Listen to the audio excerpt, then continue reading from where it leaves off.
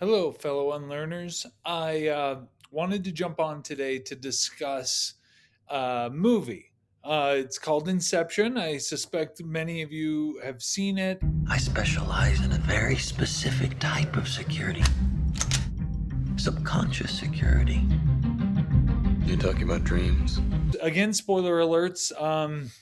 If you haven't seen Inception, go watch it. It's incredible, and it really illustrates some profound ideas that I wanted to talk about. In the movie Inception, the main character goes into people's dreams and typically steals information out of their minds, but in the course of the movie, a character asks him if he can actually put information into another character's mind.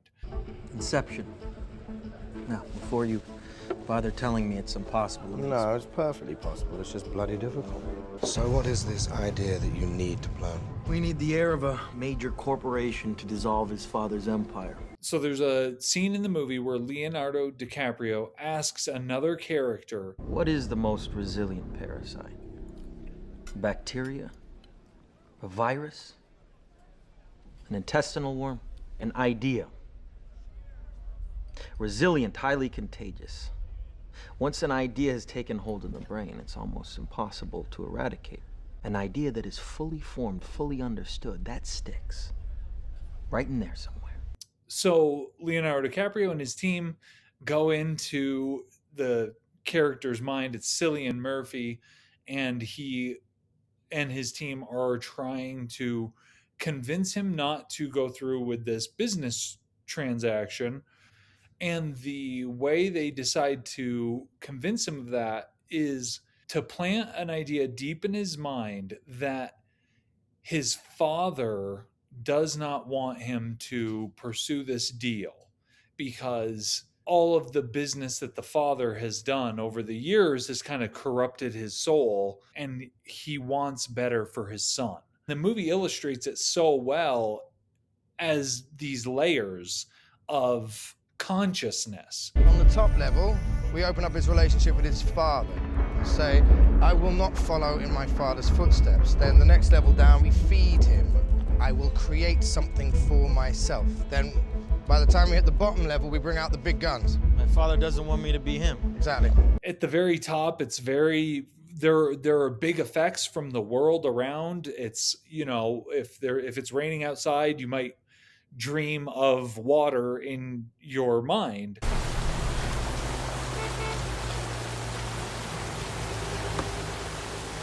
Couldn't have peed before you went under, sorry. And then as you go further down, the real world kind of has less and less impact, and it's much more subconscious and much more imagery and stemming from feelings and emotions. And in the movie, Cillian Murphy's character's kind of deepest level is like a snow fortress. And I think there's probably a lot of imagery there about, the coldness within him, his father in that level of consciousness. I think it's the fourth layer in the movie, is locked in a vault.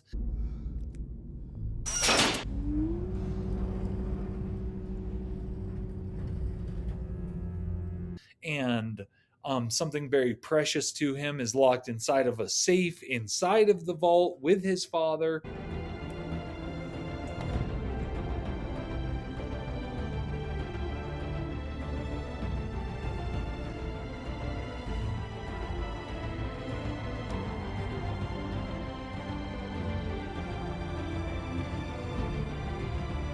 And it's very, very deep, very, very guarded, and very, very impactful. So he's pursuing this business deal out of the desires of his father and the approval he wants to win from his father. And when the team goes in and twists the father's kind of final wish for his son from pursue this cutthroat business deal to don't be like me. I know you were disappointed. I couldn't be you. No. I was disappointed. Would you try? then the thing that flows out of Cillian Murphy's character is reflected by that. He does stop the business transaction. He does not go through with it because of this deep, deep change that occurred in him in something that he believed. You know, the will means that Dad wanted me to be my own man. Not just to live for him. That's what I'm gonna do, Uncle Peter. The connection that I recognized was that is how Satan works as well. I don't fully know the mechanics of it. I think Inception is a great illustration, although it uses like a dream machine where people hook up to other people, and as they dream, other people can go into that person's dream, and that is not how it really works, obviously, but those types of ideas do end up getting into us. Those beliefs that come in are planted throughout our lives from the time we're very, very small. And I don't think anybody with any kind of medical or psychological background would disagree with that. We pick things up over time. Some things are very, very subtle. Some things are very overt. Maybe the loss of a family member or a tragic event can form our beliefs about the world. We see it in, military veterans who have served overseas or in combat zones that end up with what we call PTSD, right? Post-traumatic stress disorder. And so they'll be affected by seeing these horrible things. But again, on the other side of it, there are very, very subtle things. Somebody could have said something. Somebody could have even implied something. Somebody could have behaved a certain way in a certain situation that informs us that's how we behave in that situation. Whether it's maybe an abusive home growing up, or alcoholism or drug addiction, or it could be somebody saying something on the playground in elementary school. It could be, a breakup when you were in high school, and it imprints this belief on us. And there's another thing that I wanted to mention, and that is the scripture which talks about the weapons of our warfare are not carnal weapons. They're not hitting or punching or, guns or anything like that.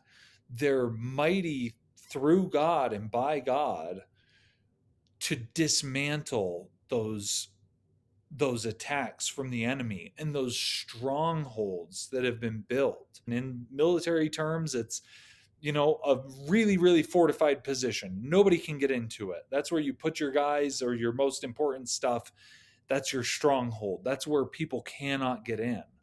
And God is the one who can replace those lies within us with truth. In our lives, you start out loved. Things aren't all messy on the inside at all, or even on the outside. And then as you progress, these new kind of little footholds get put in where little things can set us off or send us back to when we were a kid or a teen and we're kind of thrown off balance. It's very easy to look at some of the ways we think or behave or act and towards ourselves or others, and definitely be confused by it, but not think that there's any explanation for it or that anything can really be different. We lean on therapy and we lean on medication a lot of times, or substances. So we'll try to handle the things that we have to face, but the thing I want to tell everybody is there's a way that is much more powerful and longer lasting. Is it going to be easy to get to? Probably not.